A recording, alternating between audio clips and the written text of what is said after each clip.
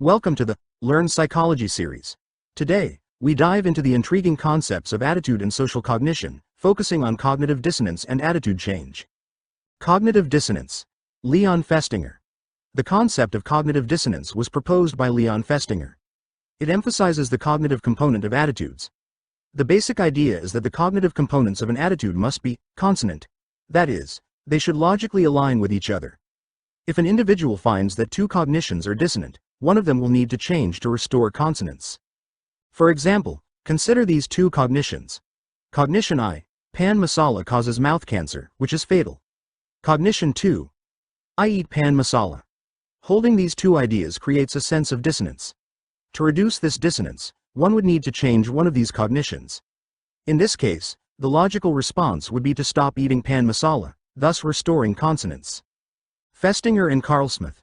Festinger and Carlsmith, two prominent social psychologists, conducted an experiment that demonstrated how cognitive dissonance operates. Both balance and cognitive dissonance are aspects of cognitive consistency. Cognitive consistency means that components of an attitude or attitude system should be in alignment. When they are not, it creates mental discomfort, a sense that something is not quite right. This discomfort prompts changes towards consistency because our cognitive system demands logical alignment. Telling a lie for $20 after participating in a very boring experiment, a group of students were asked to tell another group of students waiting outside that the experiment was very interesting. For telling this lie to the waiting students, half of the first group of students was paid $1, and the other half were paid $20. After some weeks, the participants of the boring experiment were asked to recall the experiment, and to say how interesting they had found that experiment to be. The responses showed that the $1 group described the experiment as more interesting than the $20 group. The explanation was the $1 students changed their attitude towards the experiment because they experienced cognitive dissonance. In the $1 group, the initial cognitions would be dissonant cognitions. The changed cognitions would be dissonance reduced. The experiment was very boring. The experiment was actually interesting.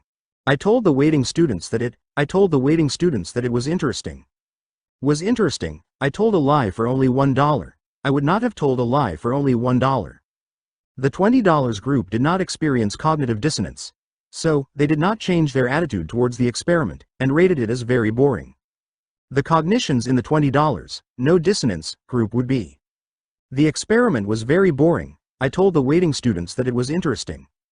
I told a lie because I was paid $20. S.M. Mohsin's two-step concept. S.M. Mohsin, an Indian psychologist, proposed the two-step concept of attitude change. In the first step, the target of change identifies with the source, the person influencing the change. The source must be someone the target respects and admires. In the second step, the source must demonstrate a change in their own behavior towards the attitude object. This behavioral change by the source often leads to a similar change in the target, through imitation or observational learning. For instance, if Preeti learns that a soft drink she enjoys is harmful, but sees her favorite sportsperson endorsing it, she may continue to consume it. However, if the sportsperson changes their own behavior by switching to a healthier drink, Preeti is likely to follow suit, changing her attitude and behavior towards the soft drink. Factors influencing attitude change. Several factors determine attitude change. These include valence, positivity or negativity, extremeness, simplicity or complexity, and centrality or significance. Positive attitudes are generally easier to change than negative ones. Extreme and central attitudes are harder to change compared to less extreme or peripheral attitudes. Simple attitudes are also easier to change than complex ones. Attitude change can be congruent, where it shifts in the same direction as the existing attitude, or incongruent, where it moves in the opposite direction. For example, reading about successful women might make a positive attitude towards women's empowerment even more positive, congruent change. Conversely, it might lead to concerns about women neglecting family responsibilities, making the attitude less positive or even negative, incongruent change. Generally, congruent changes are easier to achieve than incongruent ones. Message characteristics. The characteristics of the message play a crucial role in attitude change. The effectiveness of a message depends on the amount of information provided. Just enough is ideal, neither too much nor too little.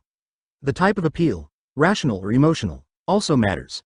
For example, advertisements highlighting the economic benefits of pressure cookers, rational appeal, or their nutritional benefits, emotional appeal, can influence attitudes. Additionally, face-to-face transmission of messages is generally more effective than indirect methods like letters or pamphlets. Source characteristics. Source credibility and attractiveness affect attitude change. People are more likely to change their attitudes when the message comes from a credible source. For instance, buyers may trust a computer engineer over a schoolchild when choosing a laptop. However, if the buyers are schoolchildren, they may be more influenced by another schoolchild. Target characteristics. The qualities of the target also influence attitude change. Factors such as persuasibility, strong prejudices, self-esteem, and intelligence play a role. People with open and flexible personalities are more susceptible to attitude change. Those with strong prejudices are less likely to change their attitudes. Individuals with low self-esteem may change their attitudes more readily than those with high self-esteem. Intelligent individuals might change their attitudes less easily, but sometimes they do so more willingly due to their extensive information and reasoning. Hope you understood the topic and see you in the next one.